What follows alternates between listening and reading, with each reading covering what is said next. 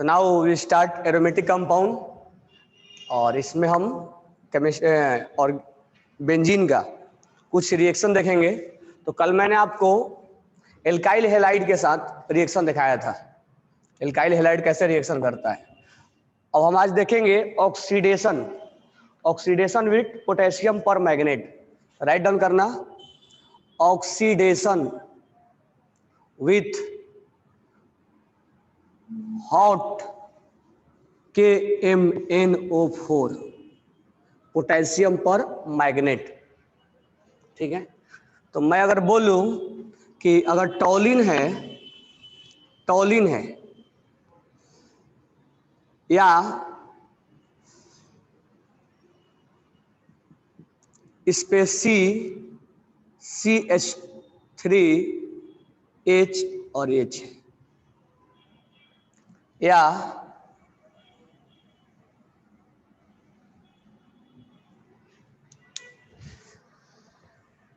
यही मैं लिख दे रहा हूं, टॉलिन है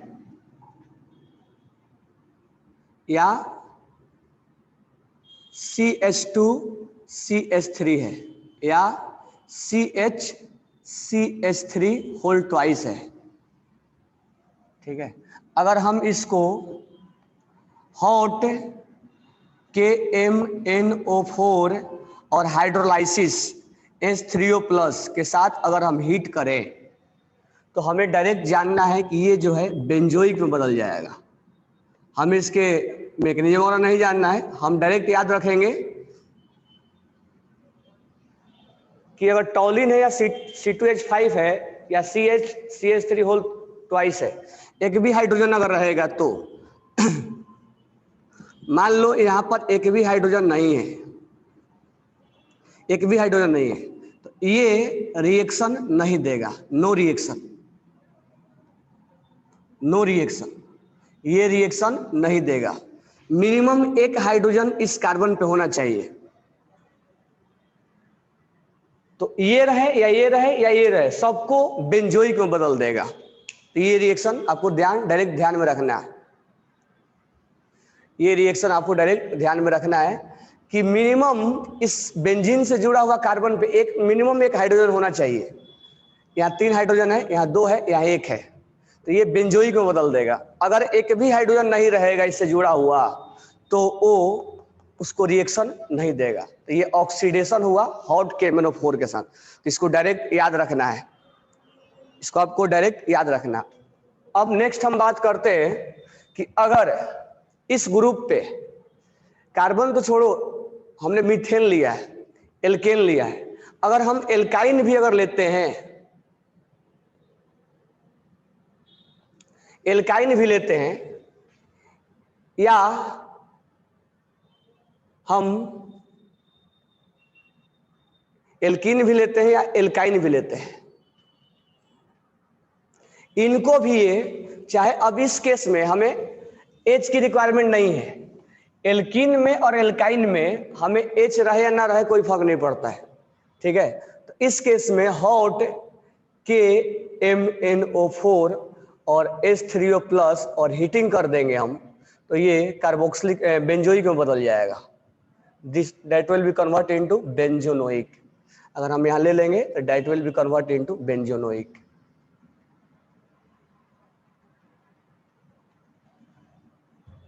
that will be convert into benzonoic. इसको राइट डाउन करना आप।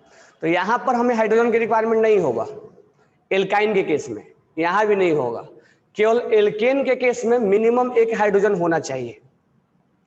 तो यहाँ पर एल्केन में CH3 रहे, C2H5 रहे या CHCl3 होल ट्वाइस रहे, मिनिमम एक हाइड्रोजन तो है ही, यहाँ 1 है, यहाँ 2 है, यहाँ 3 है, तो ये बेंजोइक में बदल देगा। अगर एक भी हाइड्रोजन नहीं रहेगा तो नो रिएक्शन। एल्काइन हो या एल्कीन हो या एल्काइन हो, चाहे हाइड्रोजन हो या ना हो, वो बेंजोइक में बदलेगा ही बदलेगा। तो ये राइट डाउन कर लेना reaction, this one is one of the important. तो हम कह सकते हैं कि यहाँ पर बेंजीन टॉलिन वगैरह कन्वर्ट हो जाएगा किसमें, टॉलिन will be converted into benzoic acid. तो राइट डाउन कर लेना। नेक्स्ट हम पढ़ेंगे CrOCl3 के साथ। इटार्ड रिएक्शन, ये लिख लिए होगे। ये रिएक्शन नहीं होगा, ये वाला। यहाँ मिनिमम, यहाँ पर अगर कार्बन नहीं है ना एक भी, ये रिएक्शन नहीं होगा। मिनिमम यहाँ पर ये है CH3, मिनिमम इस कार्बन के पास एक हाइड्रोजन होना चाहिए। यहां पर देखोगे तो 3 हाइड्रोजन है, यहाँ 2 है, यहाँ 1 है, यहाँ 1 भी नहीं है, तो ये रिएक्शन नहीं देगा। और एल्काइन और एल्कीन के केस में हम हाइड्रोजन नहीं चेक करेंगे, कितना भी रहे वो उसको कन्वर्ट कर देगा। अच्छा, एक चीज और, क्या,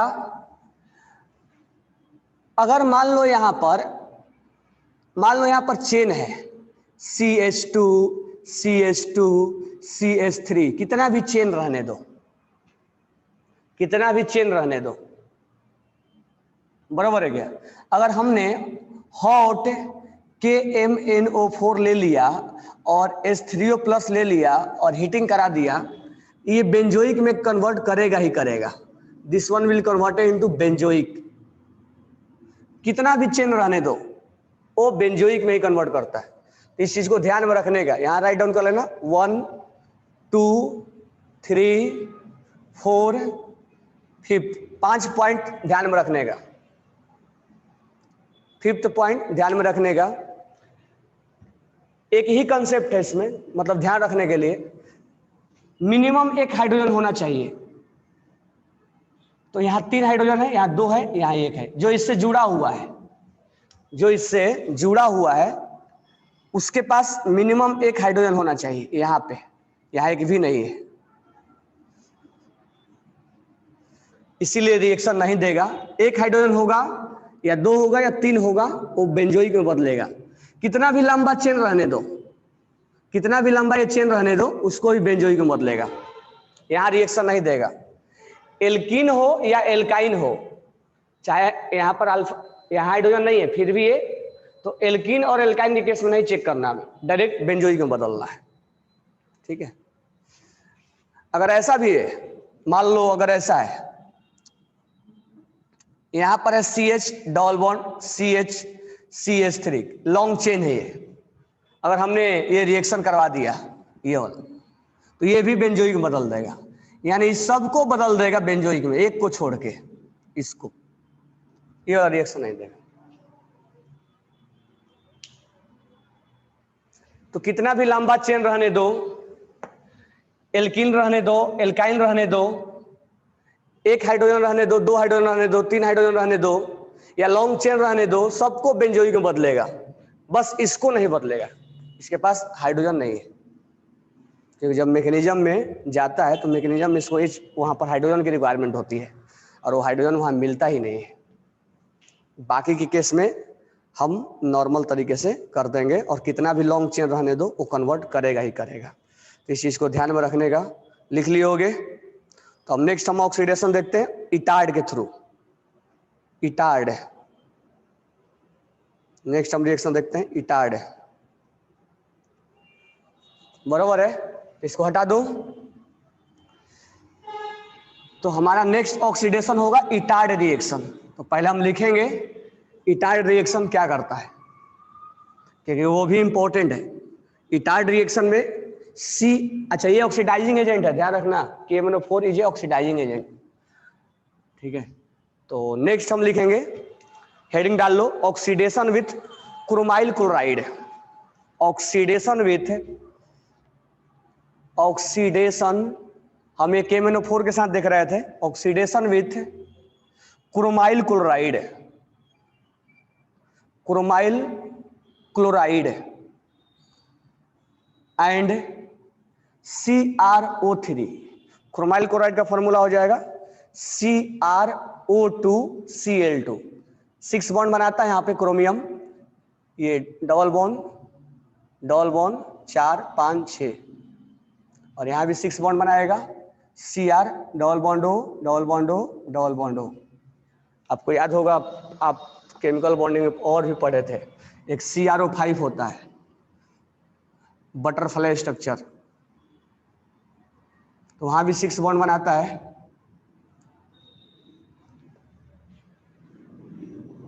यहाँ पर ऑक्सीडेशन स्टेट आप निकालते हो तो यहाँ +6 आता है, और यहाँ क्या है, परऑक्सी लिंकेज है, परऑक्सी लिंकेज क्वेश्चन पूछा जाता है। यहाँ प्रॉपर ढंग से निकालोगे ऑक्सीडेशन स्टेट तो 10 आता है, जो कि गलत है, कभी ऑक्सीडेशन स्टेट 10 हो ही नहीं सकता है।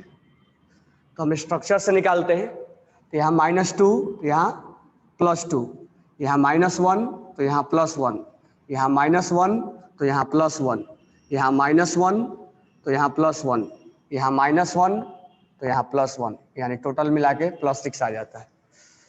तो CrO5 याद रखना, +6 ऑक्सीडेशन स्टेट इसका मैक्सिमम होता है। क्रोमियम का मैक्सिमम ऑक्सीडेशन स्टेट +6 होता है और स्टेबल भी होता है। Maximum oxidation state of chromium is +6, याद रखने का। इसीलिए ये हमेशा ऑक्सीडाइजिंग एजेंट का काम करेगा। क्यों? क्योंकि +6 से कहां जाना चाहता है ये, +6 के बाद इसका स्टेबल जो है +7 तो बन नहीं सकता है, +6 से कहां जाना चाहेगा, +3 में जाना चाहेगा। तो खुद का क्या हो गया, रिडक्शन, खुद का क्या हो गया, रिडक्शन।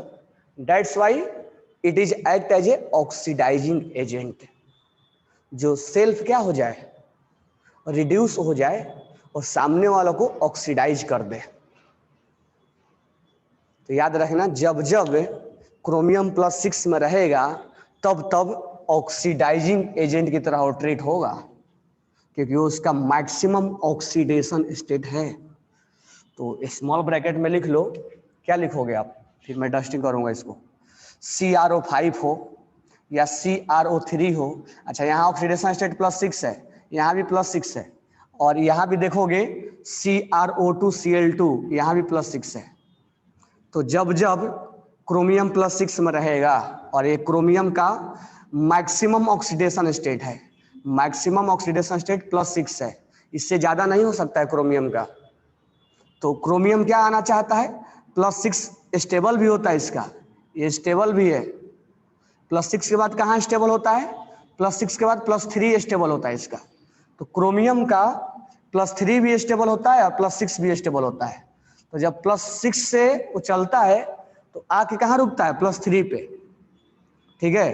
तो ये रिड्यूस हो गया, तो ये कैसा ट्रीट होगा, ऑक्सीडाइजिंग एजेंट की तरह।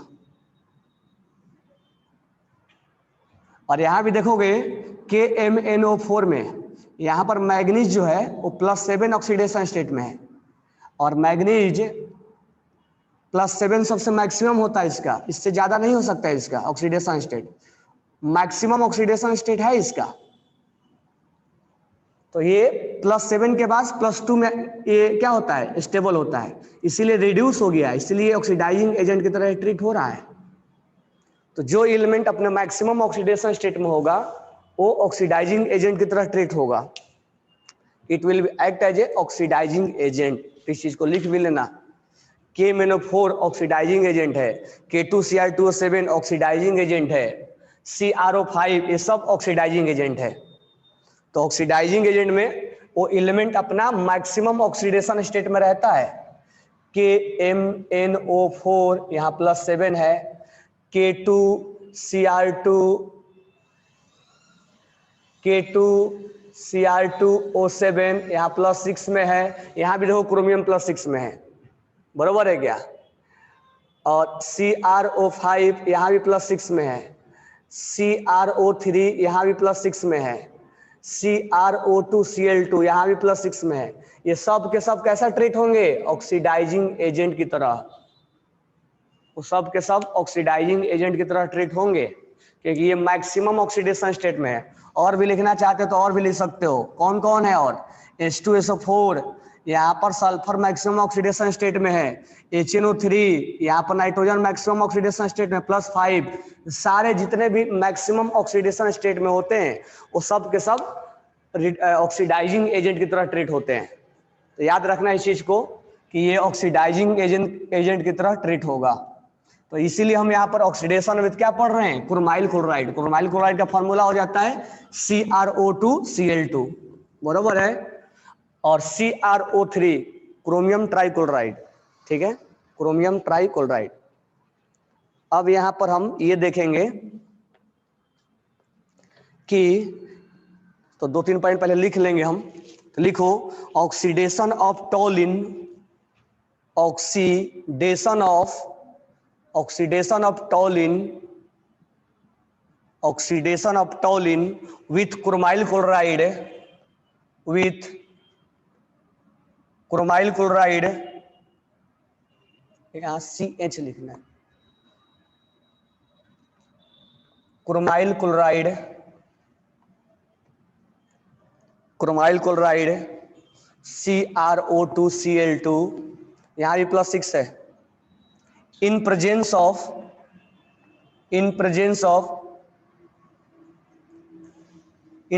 ऑफ CCl4 और CH2 गिव बेंजल्डिहाइड,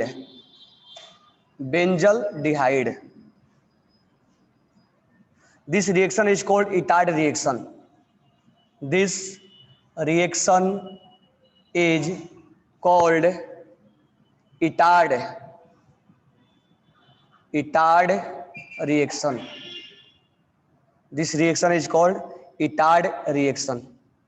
अब मैं बीच में जो बनता हूँ नहीं लिख रहा हूँ, डायरेक्ट जो बन रहा है वो लिख रहा हूँ। तो CH3 जो है, अगर हम यहाँ पर ले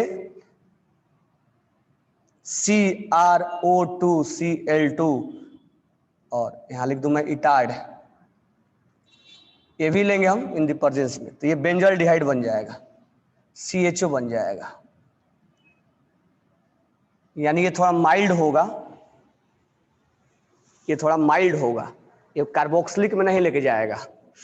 अगर हम यहाँ पर टॉलिन ले लें और टॉलिन में हम यहाँ पर ले CrO3, तो ये भी बेंजल्डिहाइड में बदलेगा, this one we converted into benzaldehyde.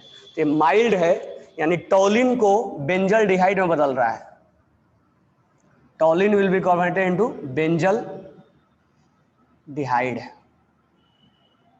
जब जब CrO2Cl2 यूज किया जाएगा तो आप याद रखोगे डायरेक्ट कि ये ऑक्सीडाइजिंग एजेंट है और टॉलिन को ऑक्सीडाइज करके बेंजल्डिहाइड में कन्वर्ट कर देगा। और हमारे पास दो रिएक्शन आ गया, क्या, एक टॉलिन को, ये कन्वर्जन में आपका यूज आएगा, अगर टॉलिन को हमें बेंजोइक में बदलना है, टॉलिन को हमें बेंजोइक में बदलना है, तो कौन सा रिएजेंट यूज करेंगे, तो hot KMnO4 plus H3O hydrolysis plus heating. अगर हमें इसी टॉलिन को बेंजल्डिहाइड में कन्वर्ट करना होगा, that टॉलिन will be converted into benzaldehyde, हमें बेंजल्डिहाइड में कन्वर्ट करना होगा, तो कौन सा रिएजेंट लेंगे, इटार्ड रिएजेंट। और इटार्ड रिएजेंट का फॉर्मूला क्या है, CrO2Cl2, that will be Etard. तो हमें टॉलिन को बदलना है, कन्वर्जन अगर जानना है, तो टॉलिन को अगर कार्बोक्सिलिक में बदलना है, तो हमारे पास ये रास्ता है, हम इसका ऑक्सीडेशन करवा दें।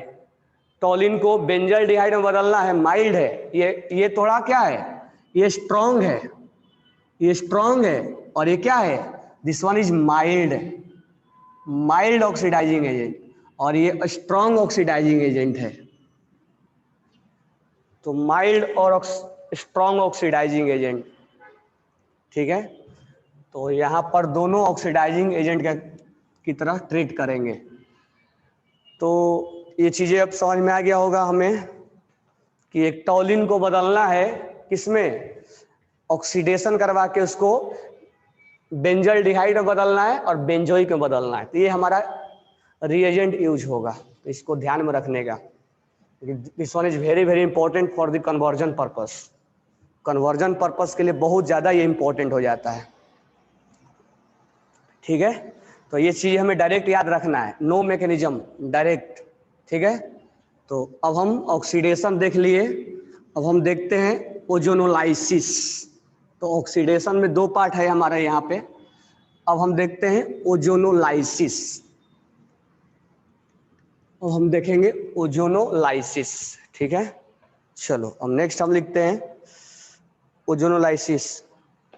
तो हेडिंग डाल लो addition of ozone, addition of ozone, हम ओजोनोलाइसिस करवा रहे हैं। इसमें लिखना है 1-2 point. Benzene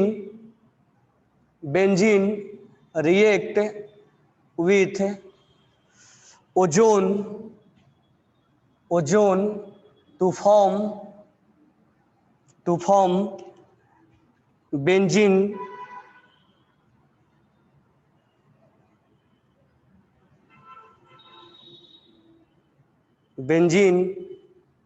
ट्राइओजोनाइड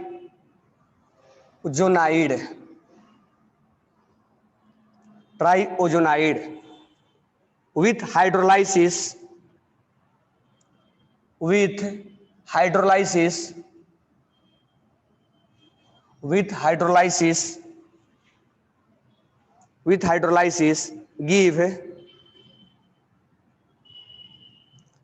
give oxalic acid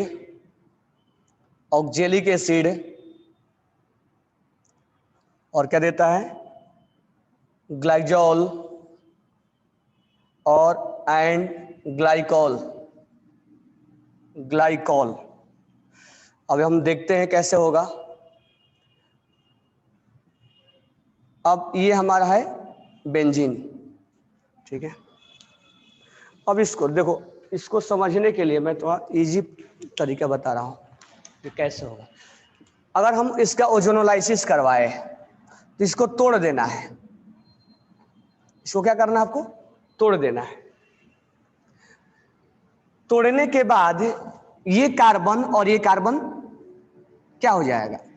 ये दोनों सेपरेट जाएगा एक साथ, ये दोनों एक साथ सेपरेट जाएगा, ये दोनों एक साथ सेपरेट जाएगा, ये दोनों एक साथ सेपरेट, ये सेपरेट, ये सेपरेट, ये टुकड़े टुकड़े में बढ़ जाएंगे। तो हमारे को मेन क्या मिलेगा? 3 टाइम्स मिलेगा। क्या? मैं अब डायरेक्ट बता रहा हूं तुम्हें। और क्या करना है? जहां से डबल बॉन्ड टूटेगा वहां ऑक्सीजन लगा देना है। अगर यहां से डबल बॉन्ड टूटा, यहां से डबल बॉन्ड टूटा तो यहां पर ऑक्सीजन लगा। यहां से तोड़ो, यहां पर तोड़ोगे, चलो मैं यहां पर लिख रहा हूं, या ऐसा देखो, यहां पे, यहां पर अगर तोड़ते हो आप तो यहां पर ऑक्सीजन लगा दो, यहां ऑक्सीजन लग गया, यहां पर ऑक्सीजन लगा दो, यहां ऑक्सीजन लग गया। अब इस पार्ट में देखो, ये 2 कार्बन, यहां ऑक्सीजन और यहां ऑक्सीजन, यानी दोनों जगह ऑक्सीजन ऑक्सीजन लगा दो डबल बॉन्ड के साथ। यहां भी ऑक्सीजन, यहां भी ऑक्सीजन, यहां भी ऑक्सीजन और यहां भी ऑक्सीजन।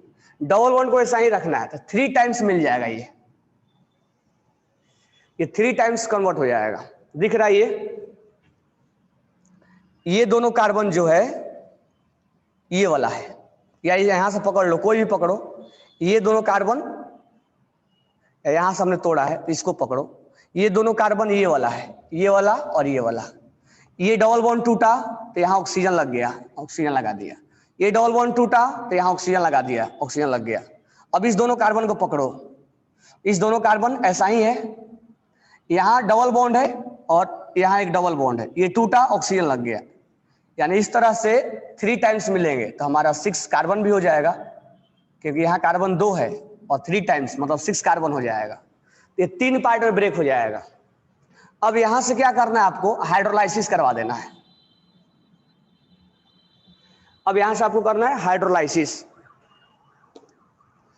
यहां से हम कर देंगे हाइड्रोलाइसिस। या हम अलग, यहां से अलग अलग तरीके से भी पहले हम करेंगे, H2O2 से रिएक्शन कराएंगे, ऑक्सीडेटिव हाइड्रोलाइसिस, ऑक्सीडेटिव हाइड्रोलाइसिस।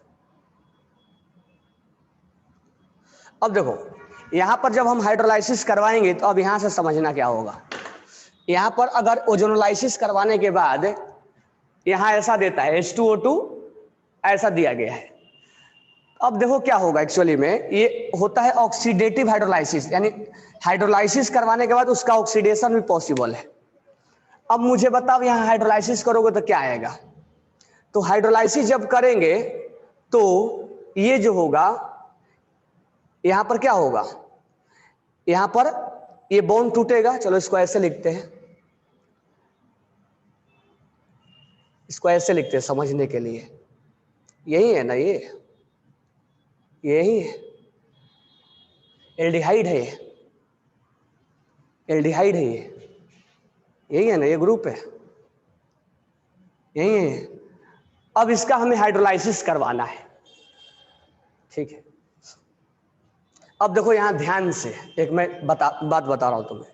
अगर हाइड्रोलाइसिस करवाओगे तो यहां पार्शियल पॉजिटिव है और यहां पार्शियल पॉजिटिव है। क्यों? क्योंकि ये ऑक्सीजन खींच रहा है।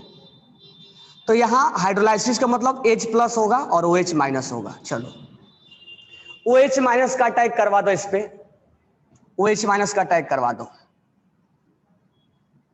ये बॉन्ड टूटेगा, टूट जाएगा, क्या बन जाएगा? O-। ये बॉन्ड टूटेगा, O-। यहां क्या जनरेट होगा? प्लस और प्लस।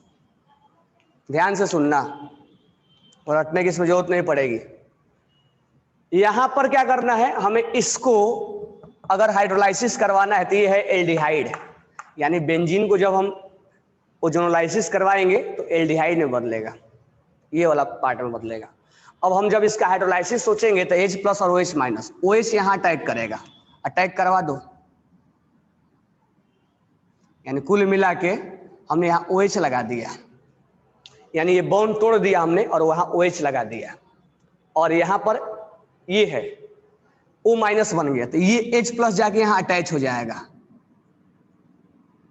H+ यहां जाकर अटैच हो जाएगा। अब सोचो एक कार्बन पे दो OH स्टेबल नहीं होते, एक कार्बन पे दो OH स्टेबल नहीं होते, तो यहां से वाटर निकाल दो, यहां से भी वाटर निकाल दो, तो क्या बन जाएगा? ये वाटर निकालोगे तो HC डबल बॉन्ड O, और यहां से क्या बनेगा? C डबल बॉन्ड O और H, फिर से वही रूप ले लिया, फिर से वही यहां से हम आए तो वहीं पर आ गए फिर से। इसका मतलब याद रखना, एल्डिहाइड का और कीटोन वगैरह का हाइड्रोलाइसिस करोगे हमेशा वही मिलता है। एल्डिहाइड का और कीटोन का हाइड्रोलाइसिस कर भी दिए वही मिलता है बार बार। इनमें अगर हम OH अटैच भी कर दिए ना तो फिर दूसरा रिएक्शन नहीं मिलेगा। लेकिन अब हमें यहाँ पर, यानी एक चीज अब ध्यान रखना कि एल्डिहाइड और कीटोन का हाइड्रोलाइसिस करने पे वही मिलता है, और बाद में जब चैप्टर पढ़ोगे एल्डिहाइड कीटोन तो वहां पर समझ में और आएगा कि हाँ यहाँ हाइड्रोलाइसिस हमें करने से कोई मतलब फायदा है नहीं।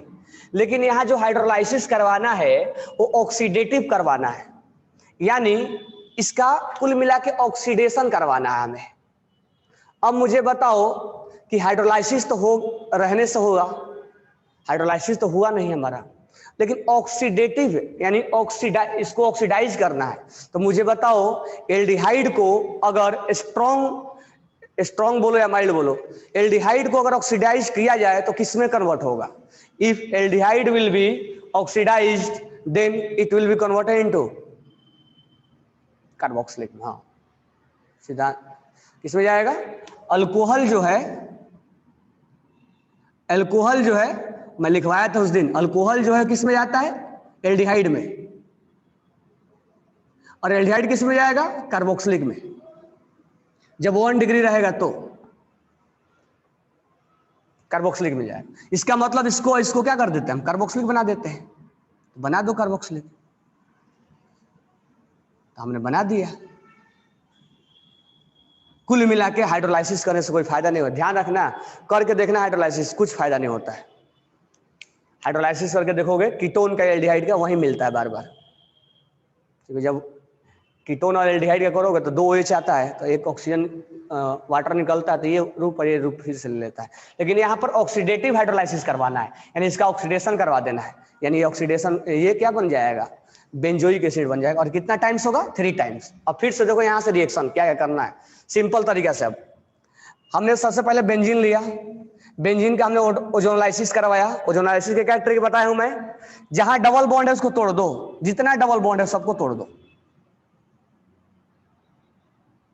ठीक है।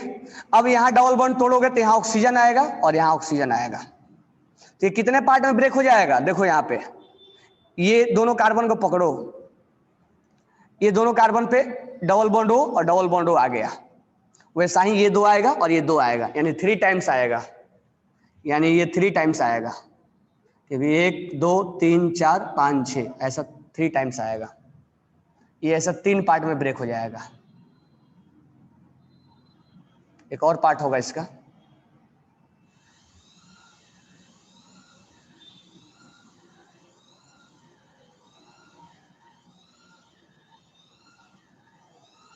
यानी ऐसे 3 टुकड़ों में ये डिवाइड हो जाएगा,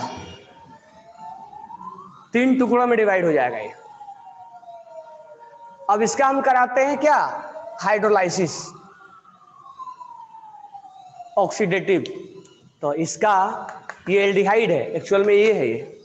अब एल्डिहाइड को कर देंगे तो ये कार्बोक्सिलिक में बदल जाएगा 3 टाइम्स, तीनों का तीनों कार्बोक्सिलिक में बदल जाएगा। तो याद रखना, बेंजीन का ओजोनोलाइसिस और after that oxidative hydrolysis it will be converted into benzoic. Benzene react with ozone to form a benzene triozonide with hydrolysis gives oxalic acid. अभी हम पहले देखे ऑक्जेलिक एसिड हमारा मिल गया। बीच में एक और बनता है, वो मैंने जानबूझ के बताया नहीं ताकि आसान पड़े तुम्हें, ताकि रिएक्शन में तुम सोच सकते हो। ये हमारा बन गया क्या, ऑक्जेलिक एसिड बन गया हमारा, ठीक है। अब ऑक्जेलिक एसिड के बाद अब यहां ध्यान देना, मैं थोड़ा सा इसको समराइज करके ऊपर लिख दे रहा हूं।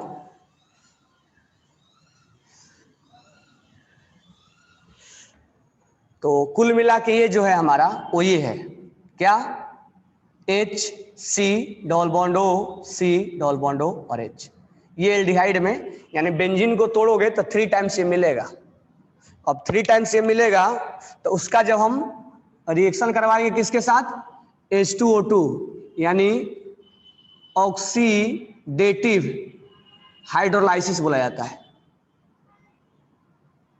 अच्छा ये बात ध्यान रखना, H2O2 act as a oxidising agent. H2O2 act as, हालांकि दोनों तरह रिड्यूस भी करेगा, लेकिन यहाँ पर ऑक्सीडाइजिंग एजेंट का काम करेगा। और ये बदल जाएगा C double bond O C double bond O और OH में, ठीक है। यहाँ तो हमने ऑक्सीडेशन करवा दिया, क्या मैं इसका रिडक्शन के बारे में नहीं सोच सकता हूँ, बिल्कुल सोच सकता हूँ। तो अगर मैं यहाँ पर जिंक और रिडक्टिव हाइड्रोलाइसिस बोलूँ, अगर मैं यहाँ पर लिख दूँ केवल जिंक, केवल जिंक लिखा जाएगा आपको और कुछ नहीं लिखा जाएगा, लेकिन मैं और लिख दे रहा हूँ रिडक्टिव हाइड्रोलाइसिस। अब मुझे बताओ कि जिंक रिडक्शन का काम करता है, हमने मान लिया, तो रिडक्शन का काम करेगा तो ये एल्डिहाइड है। एल्डिहाइड जब रिड्यूस होगा तो किस में कन्वर्ट होगा, when aldehyde will be reduce then it will be converted into,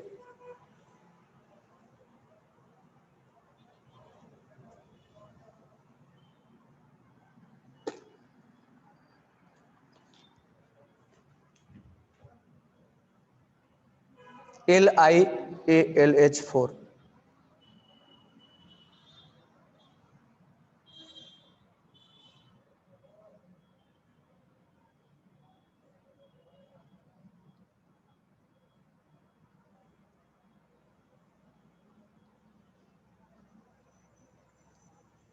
glycol glyzol. अब ध्यान देना, यहां पर हमें जिंक के साथ रिड्यूस करवा दिए, तो रिड्यूस करवाएंगे तो क्या मिलेगा, अल्कोहल। अब इसमें हाइड्रोलाइसिस भी है, इसका मतलब ये हुआ कि यहां पर अगर हम रिड्यूस करवाया, अल्कोहल मिला, और फिर अल्कोहल का हम हाइड्रोलाइसिस करवाएंगे तो फिर ये एल्डिहाइड में कन्वर्ट हो जाएगा, फिर वैसा ही रूप ले लेगा ये, फिर ये ऐसा ही रूप ले लेगा। यानी इसको थोड़ा सा मैं ऐसे लिख रहा हूं ताकि जो आपसे ऑप्शन में दिया जाए वो ऐसे ही दिया जाता है।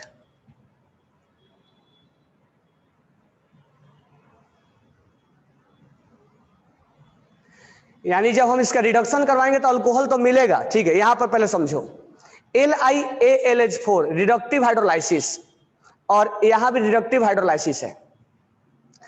LiAlH4 इसको एल्डिहाइड को अल्कोहल में बदल देगा, लेकिन अब ये दोबारा एल्डिहाइड बनने की कोशिश नहीं करेगा।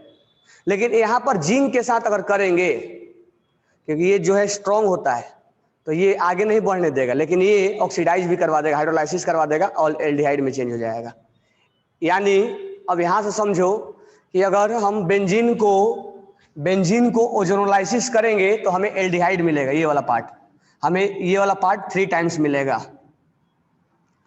अब इसका हम ऑक्सीडेटिव करा देते हैं, ऑक्सीडेटिव हाइड्रोलाइसिस, तो ये कार्बोक्सिलिक बन गया, oxalic, this one is form into oxalic acid, ये ऑक्जेलिक एसिड हमें मिल गया, ये हमें ग्लाइकोल बोलते हैं इसको, this one is known as glycol, this one is known as glycol, glyzol, sorry glyzol, और इसको हम बोलेंगे ग्लाइकोल। अगर अड़ोसी पड़ोसी में OH रहता है, अल्फा बीटा पे OH रहेगा तो इसको हम ग्लाइकोल के नाम से जानते हैं, ग्लाइकोल, और दिस वन इज ग्लाइजोल, और this one is oxalic acid. Oxalic acid तो इनऑर्गेनिक में भी आता है, तो इसको ध्यान रखना है, this one is most important. अब यहां पर थोड़ा सा आपको मेमोराइज करना पड़ेगा कि जिंक के साथ ये एल्डिहाइड में ही रहने देगा और LiLH4 के अल्कोहल से आगे नहीं बढ़ने देगा, यानी ये रिडक्शन तो करवाया लेकिन फिर से इसका हाइड्रोलाइसिस हो गया, और यहाँ हाइड्रोलाइसिस होने नहीं देगा, ये स्ट्रॉन्ग है, यानी अगर ये हो भी गया ना, एल्डिहाइड में अगर चला भी गया तो फिर से इसको रिड्यूस करके अल्कोहल में बदल देगा ये। तो यहाँ पर ये स्ट्रॉन्ग होने की वजह से अल्कोहल में ही रखता है और यहाँ पर एल्डिहाइड में रखता है, तो इसको ध्यान में रखना है तीनों को।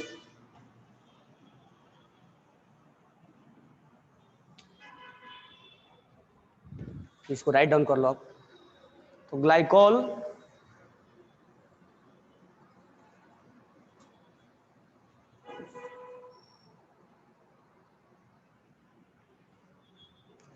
तो एक बेंजीन को ओजोनोलाइसिस करेंगे, ये पार्ट मिलेगा, ऑक्सीडेटिव ऑक्जेलिक मिलेगा, जिंक रिडक्शन हाइड्रोलाइसिस ग्लाइजोल मिलेगा, और हमें अगर LiLH4 के साथ करेंगे तो ग्लाइकोल मिलेगा। तो ये याद रखने का तीनों, ठीक है। तो ये हमारा बेंजीन का क्या हो गया, ऑक्सीडेशन भी हो गया और हमारा ओजोनोलाइसिस भी हो गया।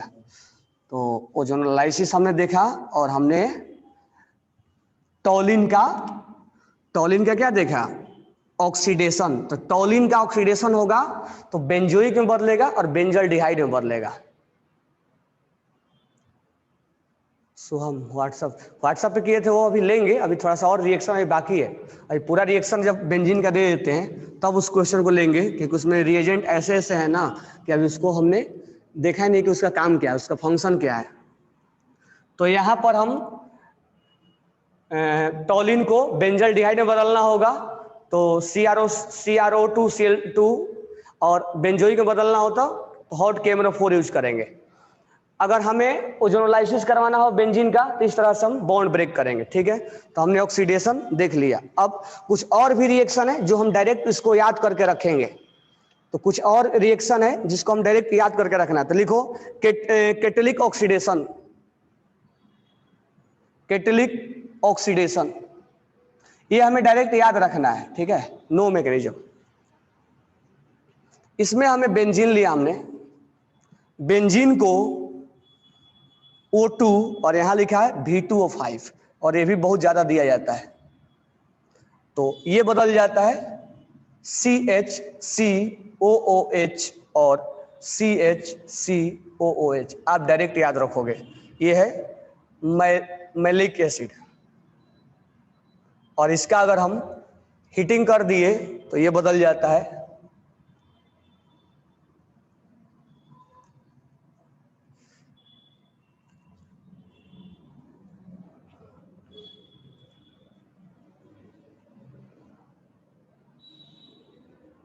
तो ये आप डायरेक्ट याद रखोगे। अगर हम बेंजीन रिंग का O2 और V2O5 से कर दिए, जो पहले हम बना रहे थे ऐसे, कैसे CHO और CHO, वैसे नहीं बनाना, ये ऐसे डायरेक्ट याद रखना है मैलिक एसिड, और इसको हीटिंग करने पे ये बनेगा, तो इसको डायरेक्ट आप याद रखोगे, ठीक है। उसी तरह से एक और लेते हैं नेप्थिलिन। नेप्थिलिन आपको मालूम होगा, कई बार एरोमेटिक में भी आ चुका है, नेप्थिलिन बॉल, ये है नेप्थिलिन। अगर नेप्थिलिन का सब कुछ वही है जो ऊपर है, तो इसको हम COOH और COOH में बदलेंगे, थाइलिक एसिड।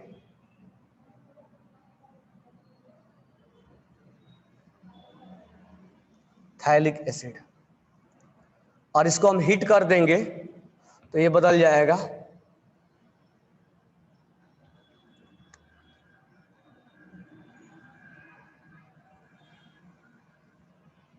थायलिक एनहाइड्राइड।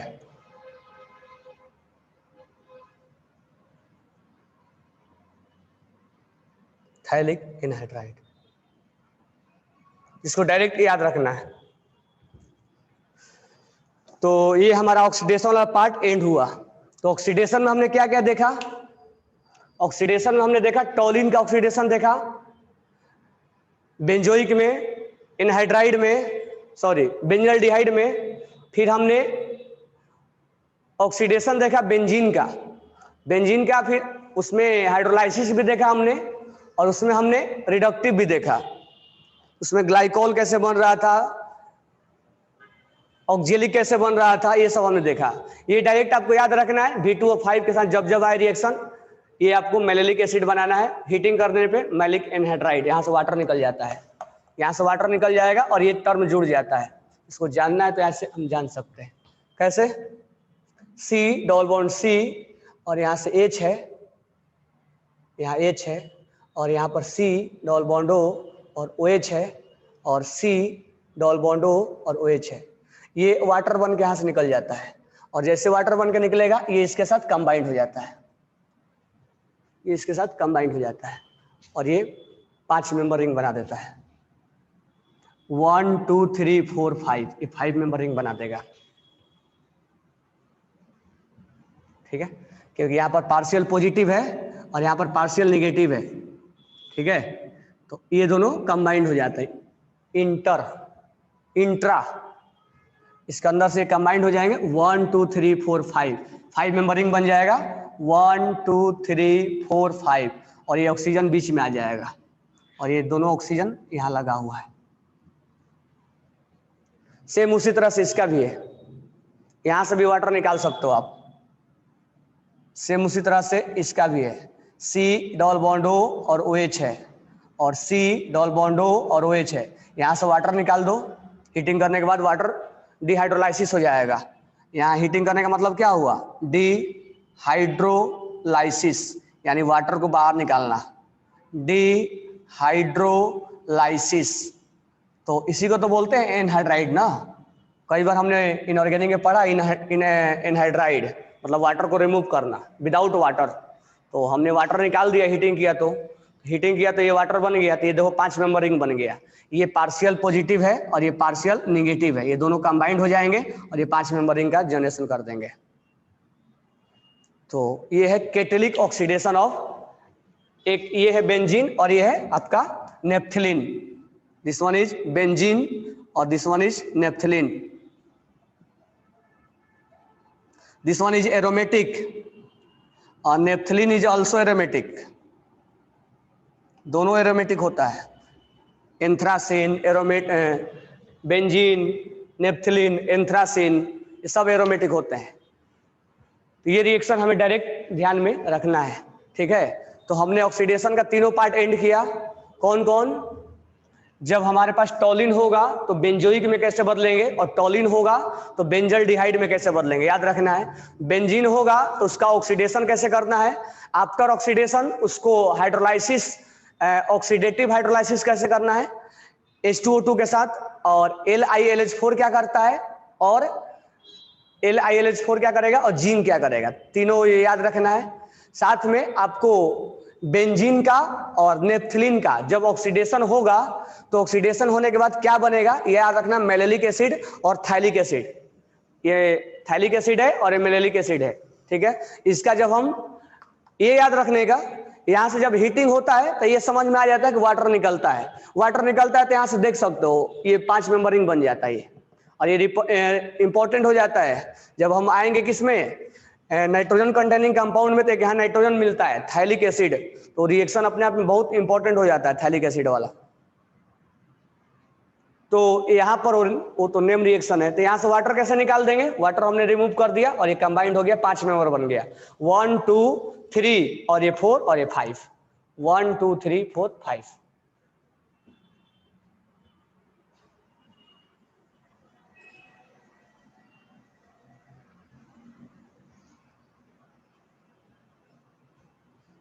ठीक है, तो सोहम जो तुम व्हाट्सएप पे किए थे उसको सोल्व करेंगे, लेकिन पहले हम पूरा रिएजेंट के बारे में जान लें कि कौन रिएजेंट का फंक्शन क्या है। आधे अधूरे जानेंगे ना तो नहीं हो पाएगा।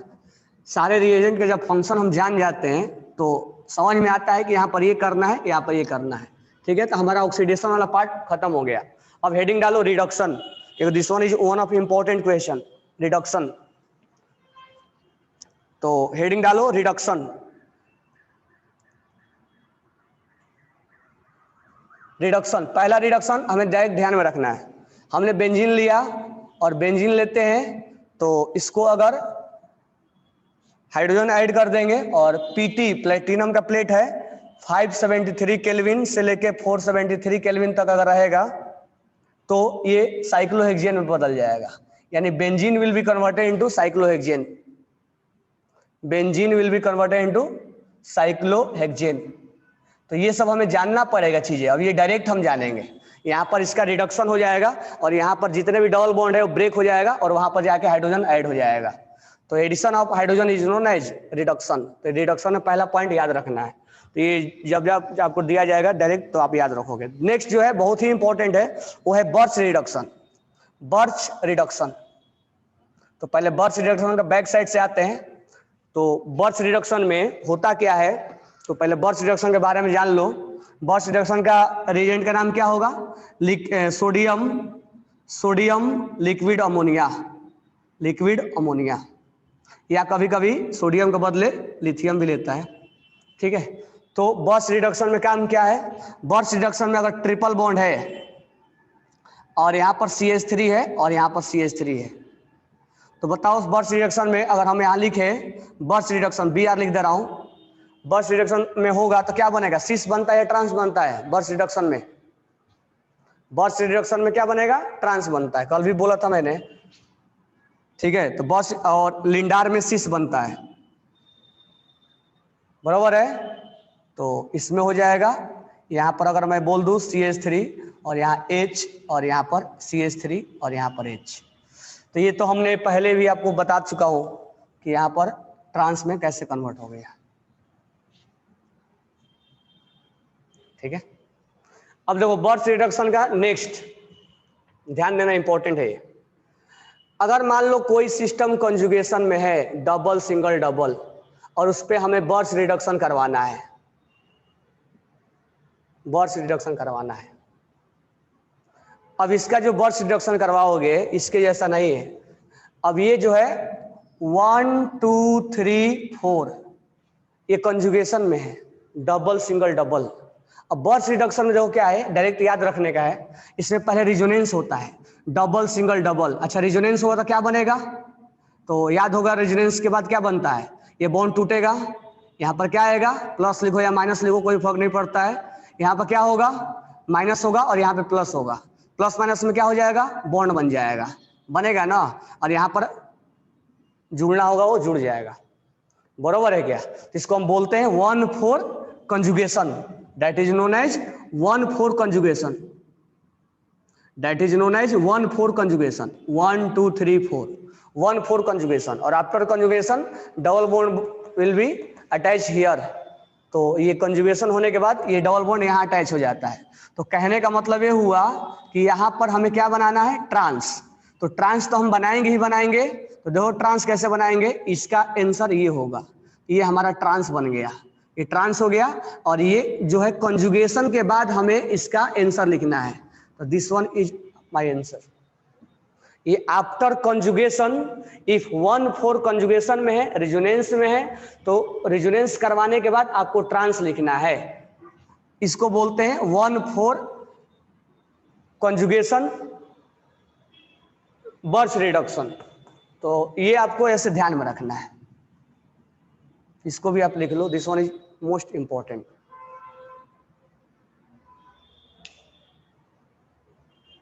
अच्छा, मैकेनिज्म क्या इसका, तो मैकेनिज्म जान लेंगे, ठीक है, बट मेन हम अभी जानेंगे इलेक्ट्रॉन ओवर प्रोवाइड करता है, इलेक्ट्रॉन प्रोवाइड करता है।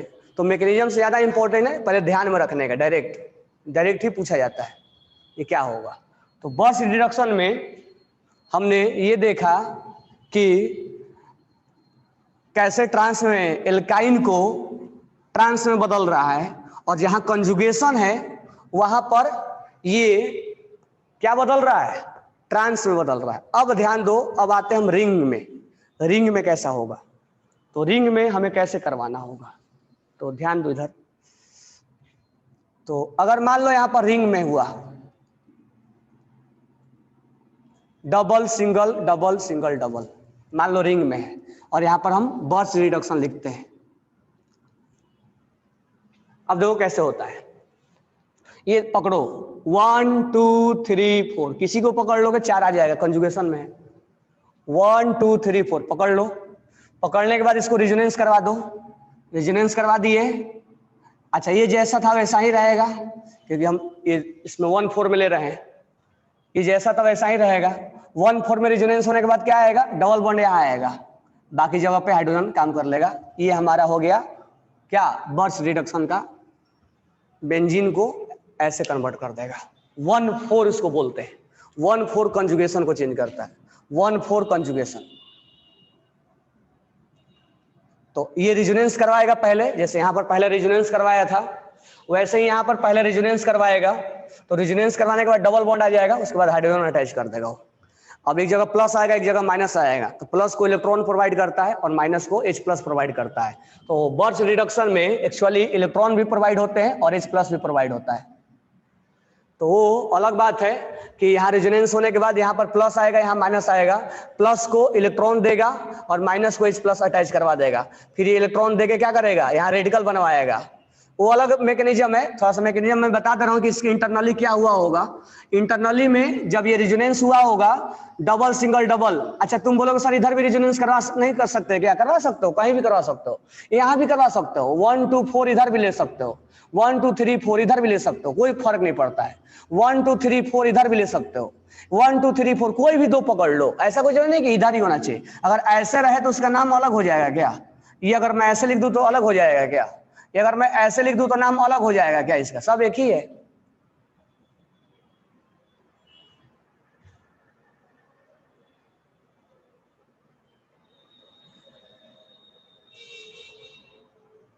बराबर है क्या। तो कहीं भी डबल बॉन्ड लगाओ लेकिन अपोजिट ही रहेगा। अब इसके मैकेनिज्म में क्या होगा, इसके मैकेनिज्म में जब हम रेजोनेंस करवाएंगे तो एक प्लस आएगा और एक माइनस आएगा, ठीक है। एक्चुअली में प्लस को इलेक्ट्रॉन देता है और जब इलेक्ट्रॉन देगा तो रेडिकल में बदल जाएगा। जब कार्बन पे प्लस हो और एक इलेक्ट्रॉन गेन करेगा तो रेडिकल में बदल जाएगा। तो एक रेडिकल में बदल जाता है और यहाँ पर हाइड्रोजन आके लग जाता है। अब जब ये रेडिकल में बनता है तो एक हाइड्रोजन रेडिकल आके साथ इसके साथ अटैच हो जाता है, हाइड्रोजन रेडिकल इसके साथ आके अटैच हो जाता है, और एक यहाँ पर H प्लस आके इस माइनस के साथ अटैच हो जाता है, ठीक है। इसमें कोई डाउट नहीं होना चाहिए। तो अगर रिंग है तो this ring will be converted into this one after burst reduction, और ये इस पे 1 4 जो कंजुगेशन में होता है उसको ऐसे ट्रांसफर करता है। यहाँ पर अगर इलेक्ट्रॉन डोनेटिंग ग्रुप है तो आपको ध्यान में रखना है डबल बॉन्ड यहाँ आएगा और ये इसके अपोजिट आएगा। अब ये ऐसा क्यों हुआ तो हम मैकेनिज्म में समझेंगे, मैकेनिज्म में हमें समझ में आता है, यानी जीओसी बताएगा इसको कि ऐसा ही क्यों हुआ है। अगर इलेक्ट्रॉन विड्रॉइंग है, अच्छा डोनेटिंग चाहे प्लस M से हो चाहे प्लस S से हो या प्लस I से हो, सब चलता है। इलेक्ट्रॉन विड्रॉइंग चाहे किसी से भी हो, तो इलेक्ट्रॉन विड्रॉइंग में डबल बॉन्ड यहाँ लगाना है और यहाँ इलेक्ट्रॉन विड्रॉइंग रहेगा।